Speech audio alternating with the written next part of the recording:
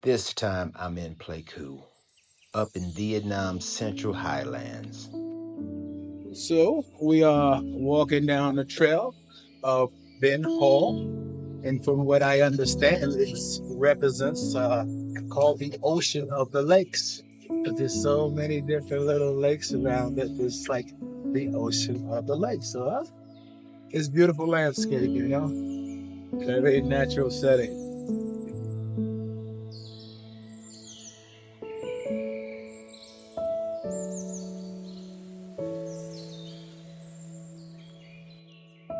Real calm out here. The locals call it the eyes of Pleiku. It used to be a volcano. Now it's just still waters and skies. Like it forgot how to be mad. So yeah, every time I see these kind of rolling hills and winds and everything, it kind of reminds me of when I was young, riding skateboards down these kind of, streets. So yeah, I wish I had my skateboard again.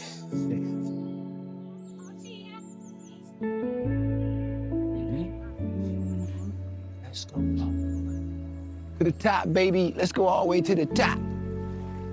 To the top, to the top.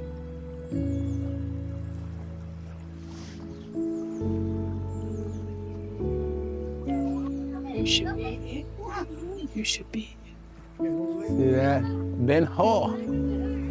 Pleiku. Ben Hall, Pleiku. Here's a donation box by the mural. Folks drop a little something in, showing respect.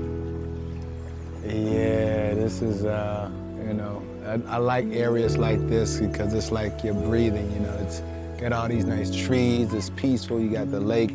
Kind of remind me of Lake of the Ozarks in Missouri. So yeah, this is just a beautiful scene to be out here. Meant are stonework. As you can see, there's so much details in the stonework you see all around. You see very distinct engravings in the stones and the statues and everything that you see, the murals. You see a lot of this and also the woodwork throughout the country. So yeah, very beautiful.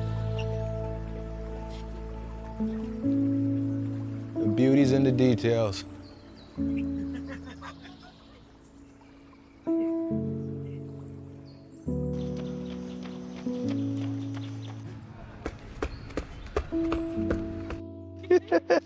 I forgot my lungs back here. I thought I was 20 years old for a second. All right, let's head on. There's more to see around here. Next up, a well-known pagoda here in Pleiku. Can't miss it.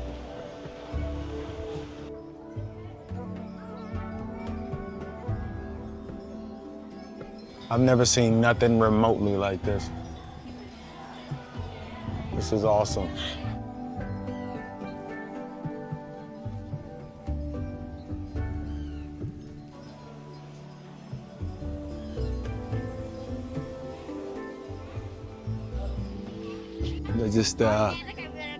I'm just in awe, man, just being here. Just feel blessed to, I've only seen these kind of things in like postcards and movies and things like that, and to actually be here in these kind of temples, you can see all the graven details and the levels and all the buildings, so it really takes you to a deep-rooted place. So yeah, I just wanted to share this moment of just being in a place like this. So indeed, I'll be sharing more with you.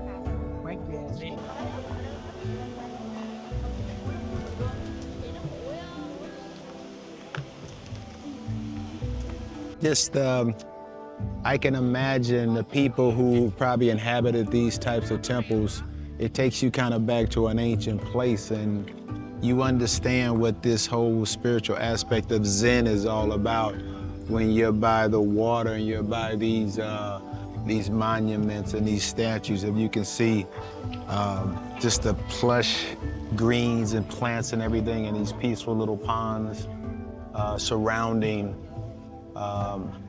these centerpieces. So yeah, it's so much to take in when you come to these kind of places. I can only begin to describe. So yeah, let's take it further.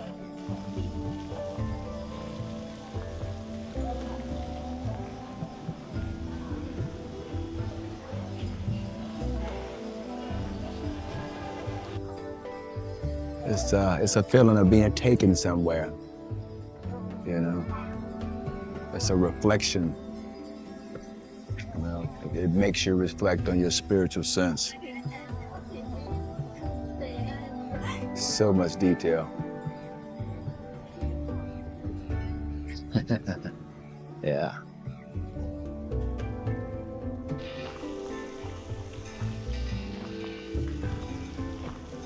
Yeah, all around you see people celebrating. I think this is Tet holiday. It's a Lunar New Year, and all throughout the temple settings, you see people, you know, capturing their own spiritual moments, capturing their own imageries inside such a sacred space. So it's really an honor to be here, especially during this particular time.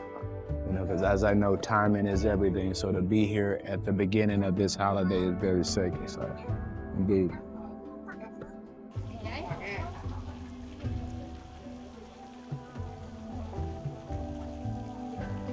Just in the side of these, look at this stuff right here. Look at this. So what I found very interesting on one of the walls and one of the murals as we came into the temple grounds, it had a set of mandates, a set of almost like commandments, as if where the 10 Commandments would have been like.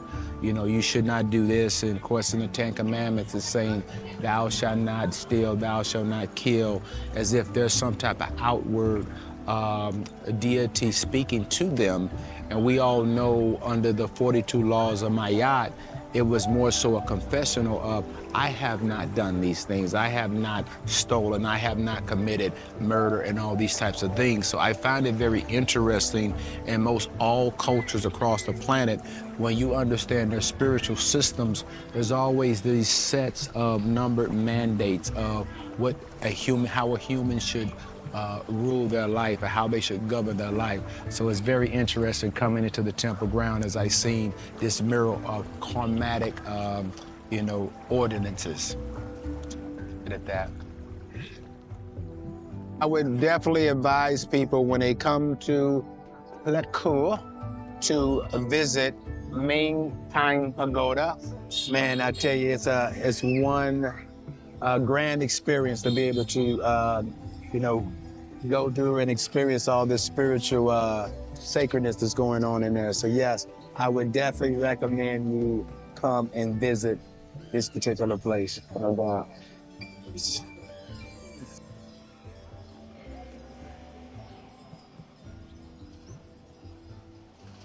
Yeah, I think the feeling that I'm getting is I'm very humbled. But one thing I do notice about the people here is that they're very serious about their spirituality. Like I say, in most businesses and formal places that you go into, there's always a little shrine or a little place dedicated to praying and, you know, just their dedication, their connection with deity.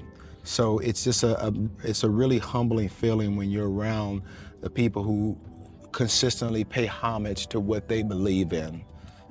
It's very grounding for me from a spiritual standpoint, from a root standpoint. So yeah, I just wanted to you know, put that out there, no doubt. Next, we're moving on to the Great Unity Square, right in the heart of Pleiku.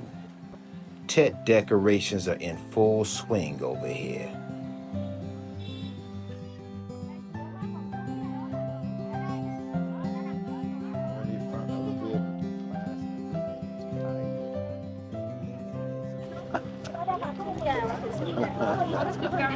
Yeah.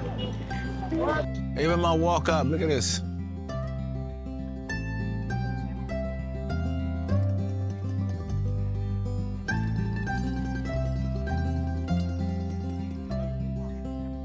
So I'm learning a lot today about the political upbringing of the country of Vietnam and what did Marxist-Leninism mean to galvanize the collective of the Vietnamese people. Just the understanding of the politics itself. And we're here today with President Ho Chi Minh himself, me being in the Ho Chi Minh City and then actually getting a chance to see what that city, whom that city was actually named after. So as we see right here, we have President Ho Chi Minh himself from 1890, as it says, from 1969. They have a big mural monument to the president because of what he meant to the development of the liberation of the Vietnamese people. So yeah, this is quite an honor to be here and witness this, especially on a Lunar New Year celebration. You can see people all around in their traditional Vietnamese garbs, you know, the attire. And I think they're actually preparing for some type of live show that's getting ready to go on, a celebration to kick off the Lunar New Year. So as you can see, the guys setting up all the audio equipment. So this whole square is probably going to be lit up with entertainment. So yes, how you doing, sir? So yeah, it's quite exciting, man, to be a part of this, to be here at this particular time, to see how this all comes together. Indeed.